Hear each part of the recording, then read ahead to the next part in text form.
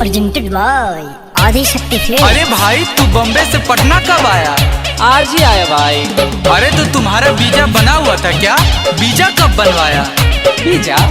बॉम्बे से पटना के लिए वीजा क्यों? अरे बॉम्बे अलग देश है, पटना अलग देश है, तुमको ऐसे आने दे दिया? अरे तुम सब ये क्या पागलपंती कर रहे हो? अच्छा तुम ही बताओ तुम किस देश से हो? मैं तो इंडिया से हूँ। अच्छा तुम इंडिया से हो और मैं भारत से हूँ, तो वीजा है क्या? वीजा?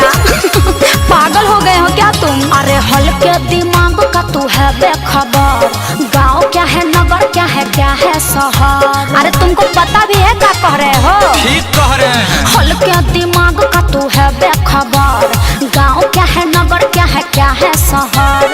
माइंड का तेरा उड़ गया है फेर। देश विदेश का न है नॉलेज, खाली चिपरते रहते हो दांत। वीजा है क्या?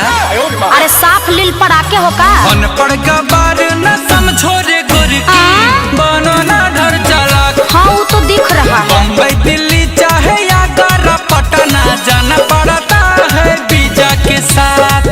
अच्छा सुनो, क्या है? छत्तीसगढ़ देखी हो? हाँ देखी हूँ। कहाँ पड़ता है? वो तो रायपुर में। अब बताओ, वो रायपुर है, वो अलग देश हुआ। अच्छा। और दिल्ली दूसर देश हुआ। हाँ ना। और सबका रूट अलग अलग है, तब ये बताओ वीजा है क्या? भाई मारो मुझे, मारो मुझे, मारो नहीं, ये मजाक हो रहा है। एक सेकंड यार, मजाक हो रहा है। इस धरती पर भरे हुए हैं अजब गजब के नमूना। अपनी इज्जत अपने हाथों में रख के इससे कुछ भी कहूँ ना। अरे इस कुलिया में मास्टर साहेब हमको यही पढ़ाए थे। अरे देश विदेश का देखे व्याकरण हमको यही समझाए थे। मास्टर साहब गोईठा का चश्मा लगाते थे का? मेंटल वाली हरकतें ना करो, चुल्लू भर पानी में डूब मरो।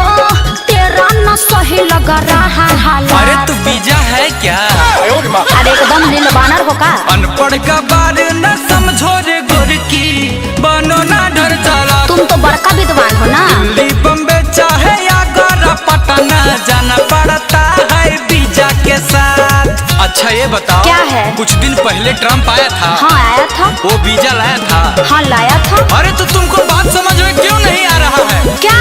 वो आया, वीजा दिखाया और अपने गांव चला गया ना। अरे बकलोल, मैं अब कहीं भाग जाऊंगी। वीजा है क्या? भोले हो बाकी बड़ा बोले हो बाबू, करते हो ऐसी बतिया। अरे जो भी हो बाकी लग रहा है तेरी बातें चटपटिया। अरे पढ़े लिखे लोगों के संग में बंदा ये तो रहता है। मेरे यार जितने मिलेंगे सब मेरे से ऊपर रहता है। अरे अखिलेश गुंजन तुम सटके हो क्या? रोशन के संग भटके हो क्या? इसीलिए कर रहे हो तपा। अरे तू वीजा है क्या? अरे तू जोरे पारवा। अनपढ़ का बार न समझो रे गोरकी, बनो ना डर चालाक।